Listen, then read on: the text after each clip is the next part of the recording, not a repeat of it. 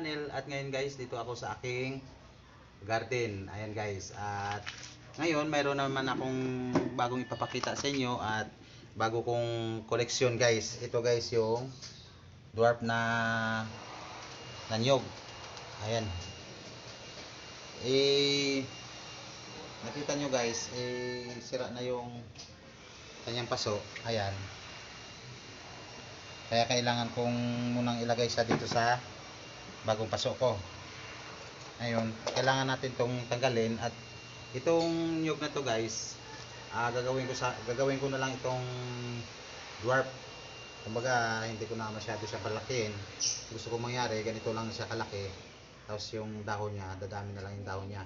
Kaya guys, tinanggal ko na yung dahon dahil kahapon nakuha ko ito, bali-bali na yung mga dahon niya, kaya pinagpuputol ko na kasi sinakay ko lang ito sa motor. Ayan guys. At ngayon guys, bago tayo mag-umpisa, kung bago lang kayo sa aking YouTube channel, i-subscribe mo na yan at saka i-hit ang notification bell. Ayan guys, at magsimula na tayo. Ngayon, tatanggalin natin ito sa paso kasi sira na yung paso niya. Ayan, malutong na. Kaya tatanggalin muna natin ito sa paso. Gagawin natin, sisirain na natin yung paso para yung ugat niya makuha natin ng buo yung ugat.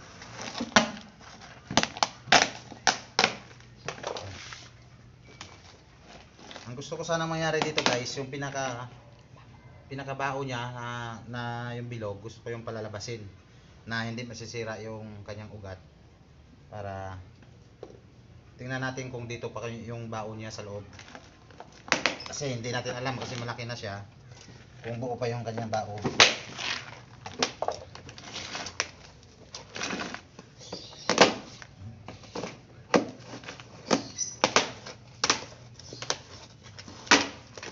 Ayan.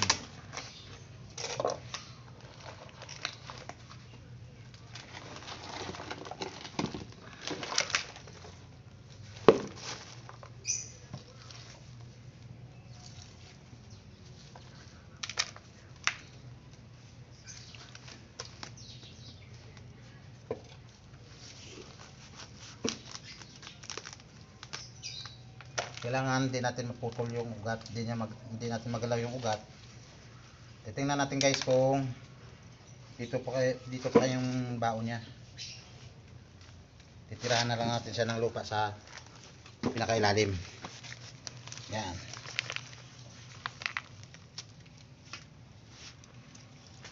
Titingnan natin.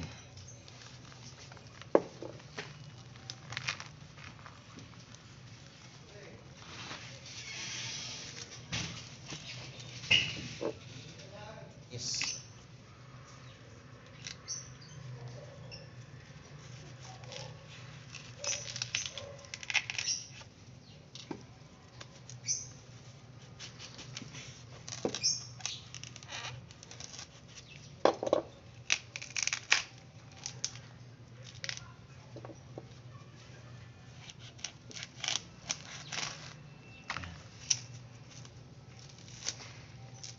Para malinis siya tingnan guys. Importante lang dyan guys yung ugat niya, hindi natin magalaw para hindi masira.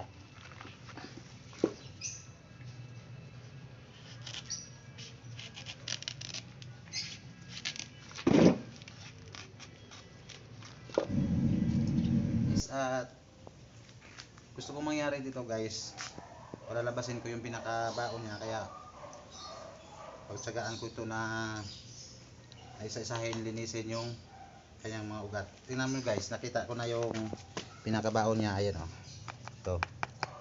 Ayan, ayan, lilinisin ko ito lahat, yung mga ugat niya. Ang gusto para lumabas yung mga ugat, yung baon niya na yun sa loob, linisin ko ng maigi para maganda tingnan yung kinalabasan niya guys. Makikita nyo po yung ano, pag natapos nito ilipat ko sa paso, makikita nyo yung kalabasan kung gaano siya ka ganda. Ayan.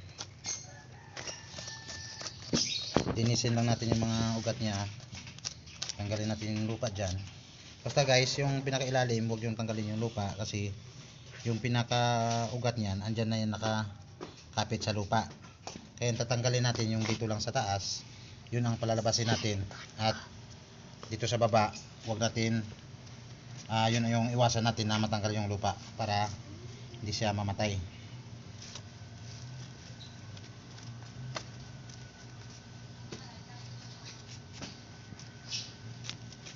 Itong nakuha kong itong nyug na to na dwarf, sabi nung may-ari ano na to, 2 taon na ito sa kanya. Hindi nga lang lumaki dahil pat ko sa paso. Yan, ganito lang gawin natin guys. Pagtsagaan lang natin linisin yung mga ugat para makita natin yung pinakabao niya. Yan, kasi doon sa loob yung pinakabao.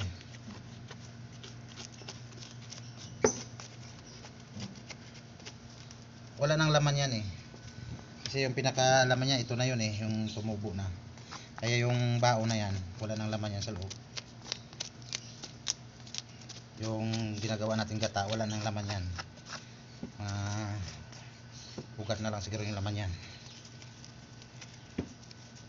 Yan.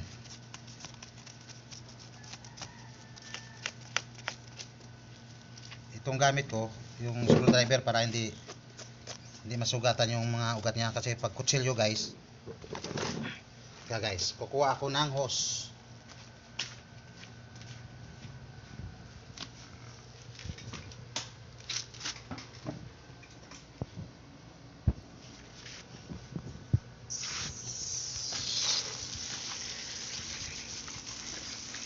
Guys, para yung pinaka putik matanggal dito sa taas, sa luminis.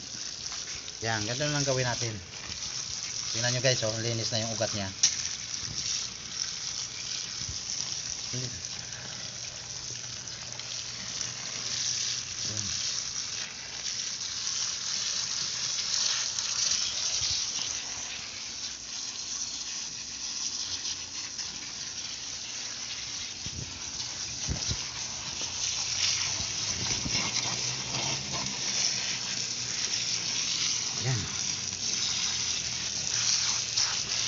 Nakita ko na yung yan guys, yung pinakabao nya, oh. Yan yung ating palinisin maigi.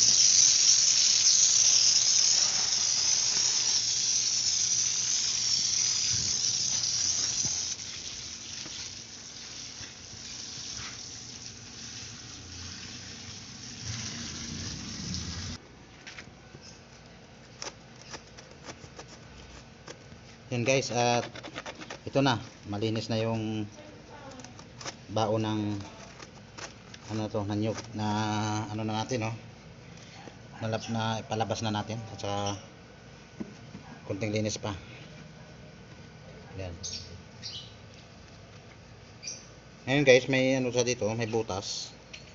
Yan, kaya ang ginawa ko, binutasan ko rin dito sa ilalim para pag umulan siya, tatagos na yung ulan doon, hindi mag-i-stuck dito sa loob. Ayan, binutasan ko. May butas na dito, ayan. Para diretso na lang yung tubig doon. Ayan.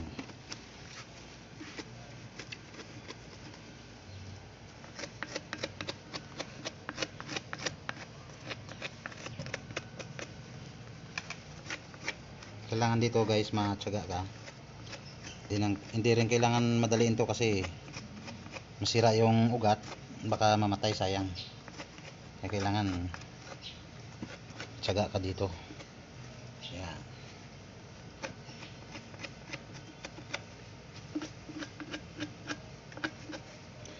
Abangan nyo mamaya guys kung natapos ko ito, kung ano yung magiging kalabasan nya. So guys, at pipinturahan namin yung aming paso na lalagyan ng aming nyug. Yan. Pinturahan muna natin para matuyo agad.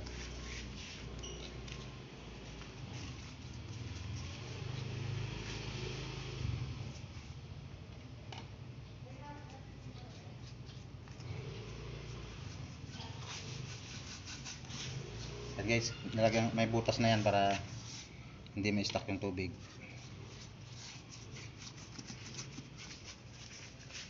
Kaya ito ginamit ko guys na paso, yung semento para mabigat, para hindi matumba ng hangin. Pag lumakas yung hangin, hindi siya tutumba kasi mabigat yung paso. Pag plastic kasi, kaya niyang tutumbahin yung pag malakas yung hangin. Kaya ito yung nilagay kong paso sa kanya, sa anyog. Malinis na to yung mga ugat ng ating anyog. Yan, malinis na siya guys. Yan. Kita nyo guys, oh. Ayan, nilinis ko na. Ayan. Ngayon, tatanim na natin siya dito sa ating paso.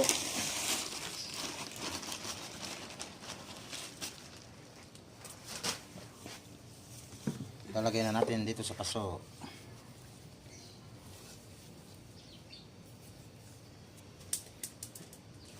Ayan.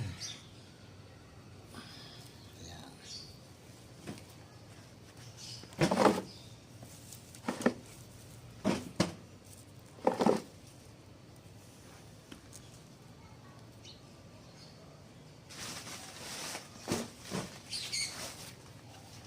Ito natin lupa. Gilid.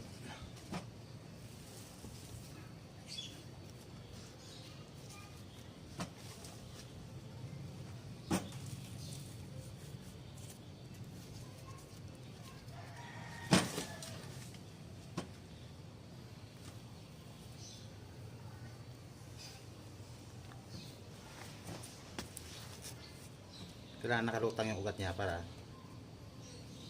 maganda tingnan.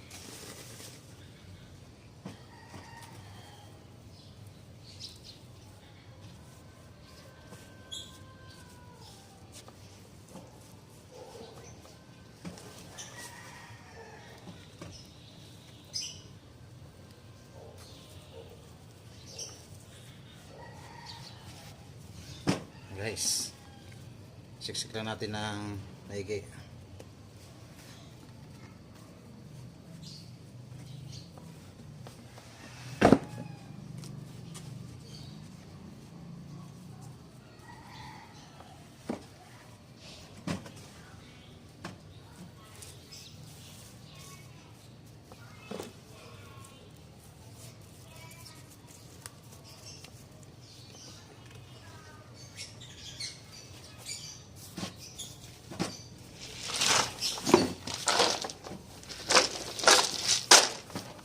Sa gilid guys, lagyan lang natin ng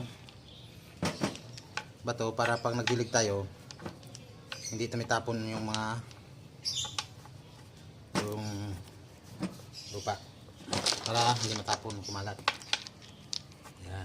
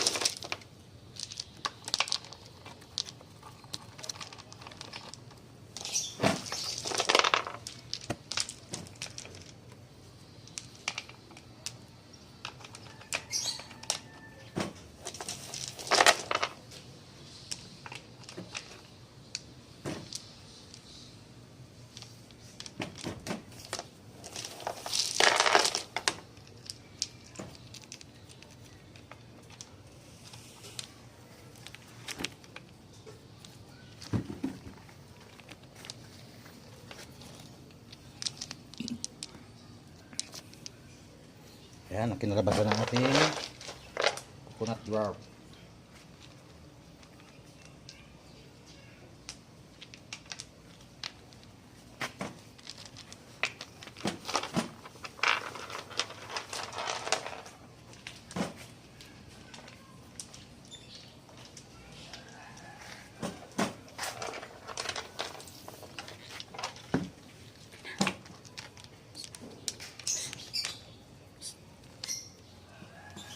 Guys, at tapos na ako dito sa aking dwarf na coconut. Ayan guys, at sana may natutunan kayo dito sa aking bagong video ngayon. At hanggang dito na lang muna at hanggang sa susunod. Lagi po tayong mag-ingat at magdasal. Merry Christmas, Happy New Year. Bye bye.